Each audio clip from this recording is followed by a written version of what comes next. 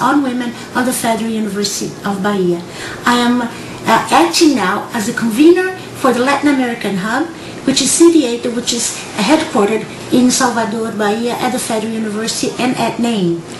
And here in Brazil, we've had, for over the last 30 years, a very strong feminist and women's movement.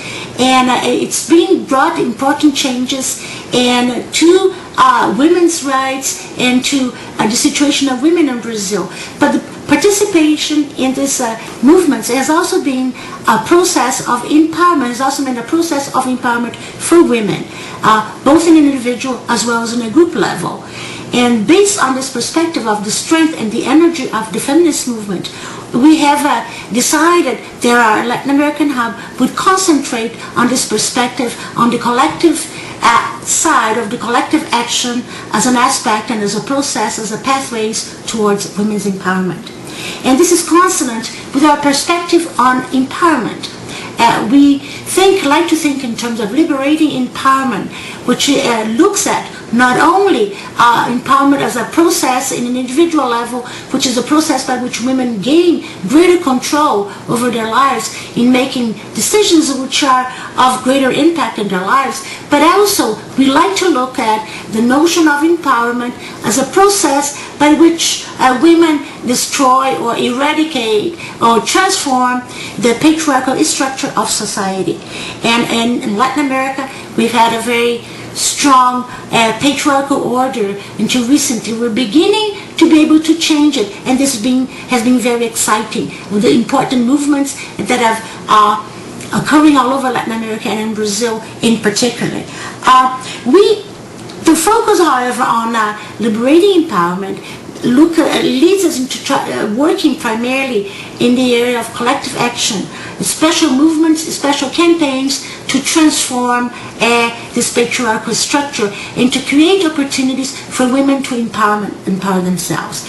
So in our project, we have looked particularly on how this process has happened in Brazil in different perspectives. For instance, we have looked at how women can organize to empower themselves and empower areas of work which were powerless. For instance, domestic service, domestic work.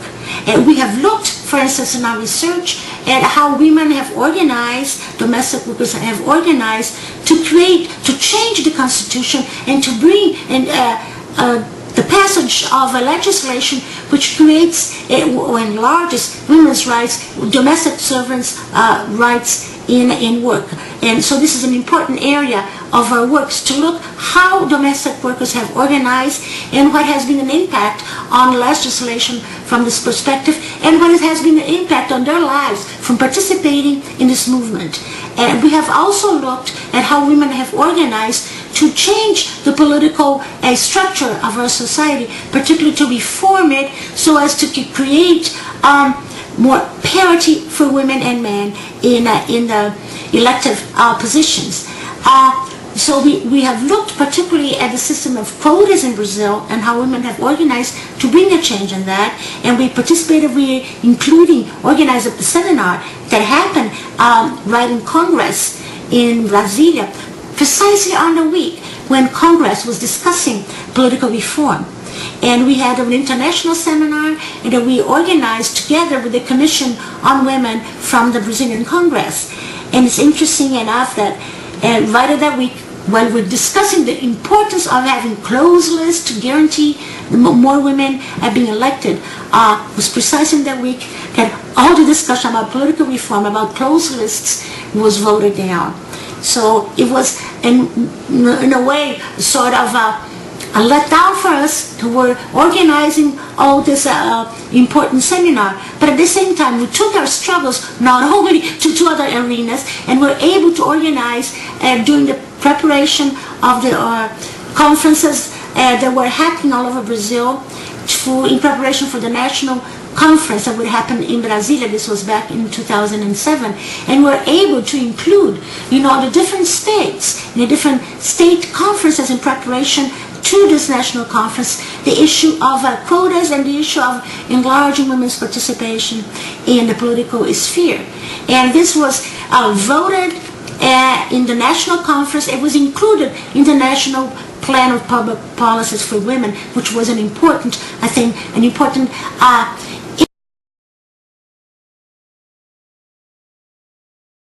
So we have other projects that have followed at this idea of looking at collective action and also what's its impact of the changes brought, how they impact individual lives of women. And as a result of this work, we can confirm actually the crucial role of collective action in advancing institutional changes that will have an impact on women's lives. And participation in this collective action also operating as a means of empowerment for individual women.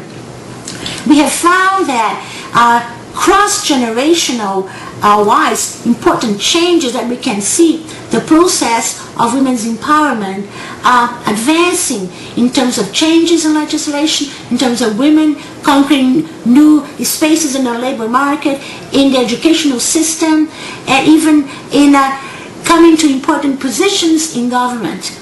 But we also have seen that these changes, these important changes that are occurring in the society, in Brazilian society over the last 30 years, they do not affect all women the same manner. We live in a very hierarchical society, we live in a class society, very unequal society, and we have also other matrices of domination along with sexism. We also have racism, and we have lesbophobia, which influence women's lives. They intersect this matrix of domination so as to create different conditions for women to enjoy the new changes, the new rights that have been conquered by women's organizations and by women's movements in Brazil. So this is an important aspect that we have to look at. We cannot talk about empowerment in general, women's empowerment in general. We have to look how this matrix of domination intersect to influence women's possibilities, including of breaking free from situations of domestic violence. Well, also we found that it's very important to consider not only processes of empowerment, but other factors that work as large processes of disempowerment in women's lives. So sometimes these processes offset the gains towards women's empowerment. So we have to be alert and look at both processes of empowerment and processes of disempowerment in women's lives in Brazil within the last 3 decades.